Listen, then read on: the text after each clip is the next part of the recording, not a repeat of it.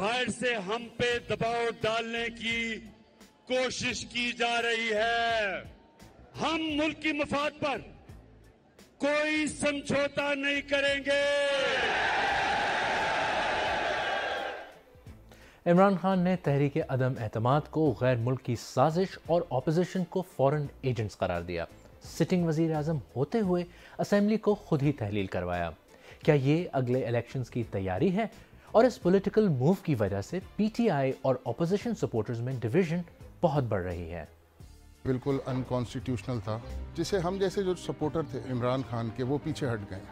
कानून की पासदारी करनी चाहिए थी। कुर्सी की खेल खेल रहे हैं और कुछ भी नहीं है। अमेरिका तो हमारा इत्तेहादी रहा है। बिल्कुल साजिश हुई है हमारे अपने गद्दारों के साथ मिलके। मुकम्मल कार्रवाई होनी चाहिए और एतमाद तहरीक चलनी चाहिए थी। इमरान खान पे अपनी जान कुर्बान था। इमरान खान को दोबारा एक नई क़यादत के साथ लाएंगे। इमरान खान को तो पाकिस्तान के लोग ही निकाल देंगे।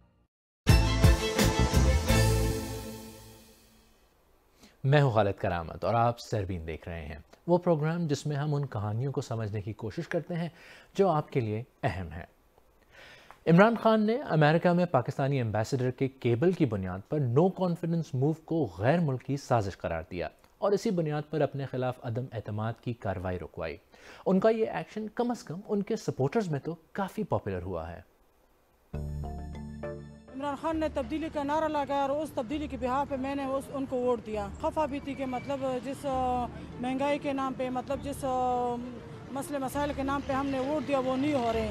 अब इसके बाद जब इंटरनेशनल सतह पे मैं देख रही हूँ कि इमरान खान ने मतलब पाकिस्तान की जो खोई हुई इज़्ज़त और वक़ार जो हम खो चुके थे वो वापस ला रहे और लाया है, ला कर दिया है उन्होंने हमें।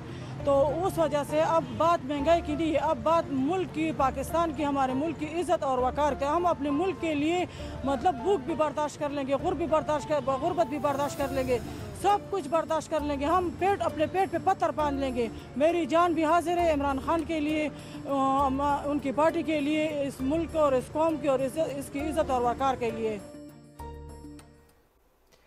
पीटीआई के मुखालिफिन उनकी सियासी चालों को गैर आइनी करार दे रहे हैं और ये भी कहते हैं कि नेशनल सिक्योरिटी कमेटी की स्टेटमेंट उनकी गैर मुल्की साजिश के इल्ज़ाम को सपोर्ट नहीं करती। लेकिन इमरान खान अपने मौक़िफ़ पर कायम हैं।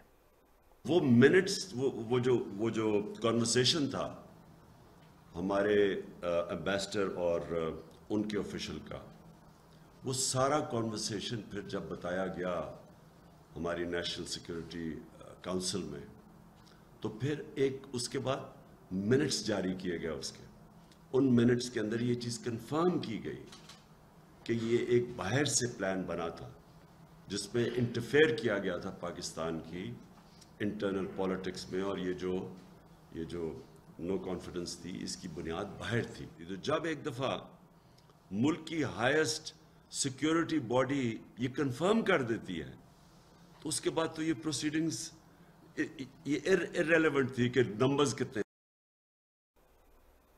वज़ीर आज़म नेशनल सिक्योरिटी कमेटी के सरबराह हैं और इस कमेटी में तीनों आर्म फोर्सेस के चीफ्स भी शामिल हैं। जिस केबल का जिक्र इमरान खान ने किया, ये डिप्लोमेटिक केबल वाशिंगटन में पाकिस्तानी एम्बेसडर की American deputy secretary of state के साथ एक मुलाकात के बारे में था। 31 मार्च के इजलास के बाद जारी किए गए ऑफिशियल स्टेटमेंट में किसी बैरूनी साजिश का कोई जिक्र नहीं था और अपोजिशन का ऐसी किसी साजिश में मुलव्वस होने का बारे में इस स्टेटमेंट में कुछ नहीं कहा गया। नेशनल सिक्योरिटी कमेटी ने इसी केबल की तफसीलात की रोशनी में सिर्फ ये तय किया था कि पाकिस्तान की तरफ से इंटरनल मामलात में मुदाखलत पर सख्त नापसंदीदगी और नाराज़गी के जज्बात सफारती तरीक़ों से ही अमरीकी दफ्तर ख़ारजा तक भिजवाए जाएँ।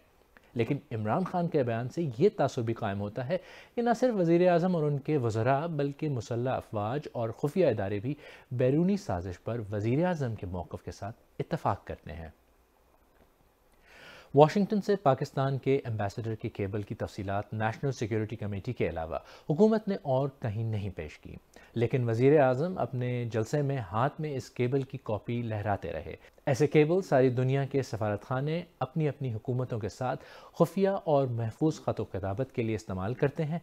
इन केबल्स के ज़रिए मेज़बान मुल्क के हालात, हुकूमतों की तरजीहात और बाज़ दफ़ा पस पर्दा पैगामात भी भेजे जाते हैं। لیکن یہ کیبل تقریباً ہمیشہ ہی سیکرٹ اور کانفیڈینشیل ہوتے ہیں۔ شاید اسی وجہ سے جب وکی لیکس کے ذریعے امریکن ڈپلومیٹک کیبلز منظر عام پر آئے تو نہ صرف امریکہ کو عالمی سطح پر بہت شرمندگی ہوئی بلکہ امریکن ڈپلومیسی پر بھی اس کا بہت برا اثر پڑا۔ کچھ لوگوں کا الزام ہے کہ عمران خان نے رائٹ ونگ پاپولسٹ پولیٹیشنز کی اسٹریٹجی اپنائی ہوئی ہے اور اپنی پوزیشن مضبوط کرنے کی کوشش کر رہے ہیں، لیکن کیا ان کی پالیٹکس ان کو اور مقبول بنا رہی ہے؟ عرصے کے بعد پاکستان کو ایک سچا اور نڈر جو ہے تو پرائم منسٹر ملا ہے، اور ہمیں شاید قائد اعظم کے بعد ایسا پرائم منسٹر ملا ہے۔ بٹ یہاں پہ میں یہ ضرور کہوں گی کہ اگر ایسی کوئی بات ہوئی ہے اور کسی نے ان کو تھریٹ کیا ہے تو پھر تو ان کا یہ اقدام بالکل صحیح ہے۔ انہوں نے ایک ایسا ایکٹ کر دیا جسے ہم جیسے جو سپورٹر تھے پی ایم عمران خان کے، وہ پیچھے ہٹ گئے۔ ہمارا جو لیڈر ہے عمران خان، ایک ایجوکیٹڈ لیڈر، ایک اچھی یونیورسٹی سے گریجویٹ کیا ہوا ہے، تو آبویس ہے اس کے اندر سینس زیادہ ہے ایز کمپیئر ٹو ادرس۔ تو ہم یہ سمجھتے تھے کہ ایک اچھا قدم ہوگا عمران خان کی طرف سے، اور وہ ہوا۔ اگر وہ کھلاڑی ہے تو بالکل ڈٹ کے مقابلہ کرنا چاہیے تھا، اب یہ بیچ میں گراؤنڈ چھوڑ کے بھاگ گیا تو یہ غلط ہے۔ امریکہ نے سازش بنائی ہے ہمارے اپنے غداروں کے ساتھ مل کے، ڈالروں کے عوض خرید کے، بالکل عمران خان کے خلاف یہ سازش ہوئی ہے۔ کوئی سازش نہیں ہے جناب، ایسی بس ایسی لوگوں کو وہ الو بنا رہے ہیں اور کچھ بھی نہیں ہے۔ اور پی ٹی آئی کی بات ہو اور سوشل میڈیا پر بھونچالنا آیا ہو، یہ کیسے ممکن ہے؟ آپ یا تو ہمارے ساتھ ہیں یا پھر غدار ہیں والی پی ٹی آئی کی پالیسی ٹویٹر پر بھی نظر آئی۔ عورت مارچ کراچی کے ٹویٹر اکاؤنٹ نے لکھا کہ وہ ایک انسان کی نازک مردانہ انا کی وجہ سے ہونے والے سیاسی تماشے کی مذمت کرتے ہیں جس نے جمہوری عمل کو خراب کر دیا ہے، تاکہ وہ شخص اپنی انفرادیت کے احساس کو بچا سکے اور طاقت پر اپنی واپسی کے لیے ایک گندی چال چل سکے۔ اس کے جواب میں پی ٹی آئی کی رکن شیری مزاری نے لکھا کہ اس سے یہ معلوم ہوتا ہے کہ عورت مارچ کا تعلق پاکستان کی خواتین کے حقوق سے کم اور سیاست اور سیاسی مقاصد سے زیادہ ہے۔ انہوں نے الزام لگایا کہ عورت مارچ کی ارکان کو غیر ملکی فنڈنگ ملتی ہے، جس وجہ سے ان کو اس سٹیٹمنٹ پر حیرت نہیں ہوئی۔ انہوں نے یہ بھی لکھا کہ سچ یہ ہے کہ امریکہ پاکستان میں رجیم چینج چاہتا ہے اور وہ انہیں قبول نہیں۔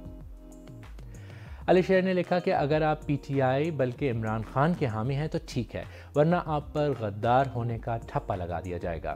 بچ کر رہیے، یہ فہرست لمبی ہو رہی ہے۔ صحافی شراز حسن نے لکھا کہ عمران خان ہر اس شخص پر غداری کا الزام لگا رہے ہیں جو ان سے متفق نہیں، اور وہ اپنی پارٹی کے ورکرز کو بھی روزانہ غداروں کے خلاف مظاہرے کرنے کو کہہ رہے ہیں۔ کوئی شواہد نہیں ہے، صرف الزامات ہیں۔ یہ سب ان کی اگلی انتخابی مہم کا حصہ ہے۔ ایک طرف پاکستان کی انٹرنیشنل سٹینڈنگ ہے، پاکستان کے امریکہ سے اکنامک اور ڈیفنس سیکٹر میں تعلقات بھی کافی اہم ہیں۔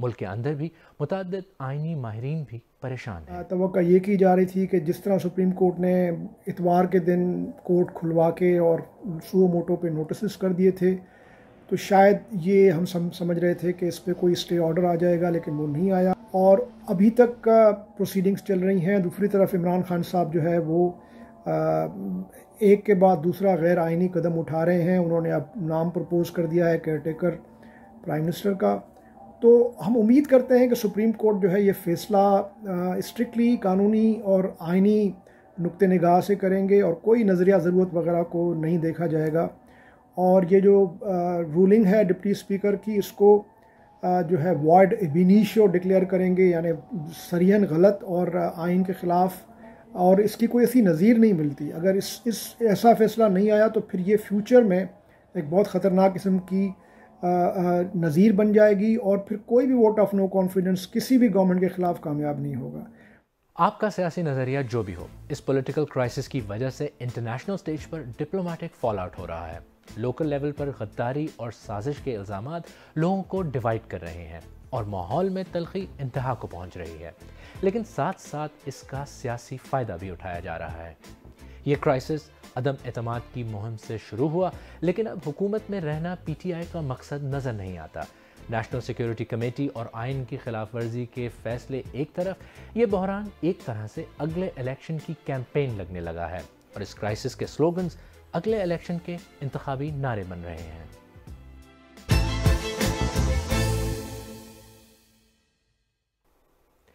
اگر آپ کو ہمارا پروگرام پسند آیا تو ہمارے یوٹیوب چینل کو سبسکرائب کریں اور بیل آئیکن پر کلک کریں اور پروگرام کا لنک اپنے دوستوں کے ساتھ ضرور شیئر کریں. اور آپ سیربین کی پرانی قسطیں دیکھنا چاہیں تو یہاں کلک کر کے بھی دیکھ سکتے ہیں.